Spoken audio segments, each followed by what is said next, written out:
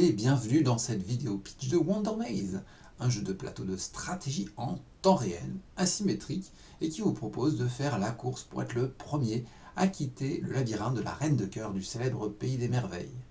Petit rappel rapide, le but d'une vidéo pitch est de présenter le jeu, mais pas d'expliquer toutes les règles. C'est parti!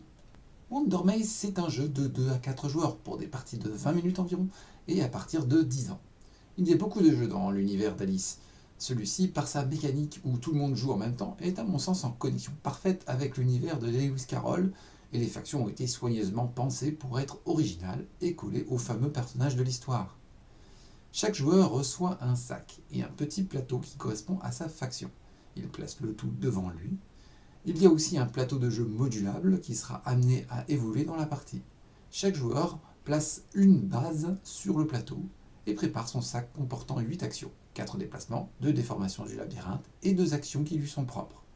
Concrètement, comment ça marche? Il n'y a pas de tour de jeu mais des souffles de jeu. À leur rythme, les joueurs tirent leurs actions de leur sac, les placent sur la piste de souffle et quand le sac est vide ou qu'il n'y a plus de souffle, les joueurs s'arrêtent et les plus rapides attendent que les plus lents aient fini de vider leur sac. Être rapide est compensé par cette montre qui donne une action bonus pour le prochain souffle, et être lent permet d'être plus réactif et plus stratégique. Les personnages ont chacun leur but sur le plateau. Alice et sa sœur doivent récupérer des souvenirs cachés dans des coffres, le chapelier et le lièvre de Mars doivent faire boire du thé aux autres joueurs, les cartes de garde de la reine doivent retirer des points de vie aux autres joueurs. La reine et le lapin jouent au croquet. Les jumeaux Tweedledee et Tweedledum doivent coller aux autres joueurs pour leur raconter leurs histoires. La chenille et le papillon doivent piéger les autres personnages dans la fumée de leur chicha. Et le chat du Cheshire, uniquement jouable à 4 joueurs, est aléatoirement allié à une autre faction à chaque souffle. Quand un joueur a atteint son objectif, il peut placer le portail de sortie. Mais les autres joueurs peuvent gagner du temps en déformant le labyrinthe pour l'empêcher de partir.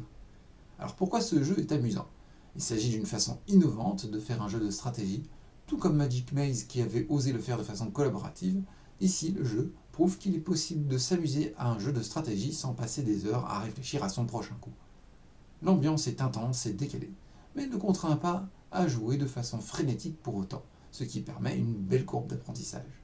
En proposant 7 factions au gameplay différent, le jeu propose à la fois une belle rejouabilité, mais aussi la possibilité pour un joueur de choisir le type de mécanique qui lui plaît. Je vous remercie d'avoir suivi cette vidéo pitch, et n'hésitez pas à me contacter pour les règles complètes et le print template, ainsi que de regarder d'autres vidéos de présentation de prototypes.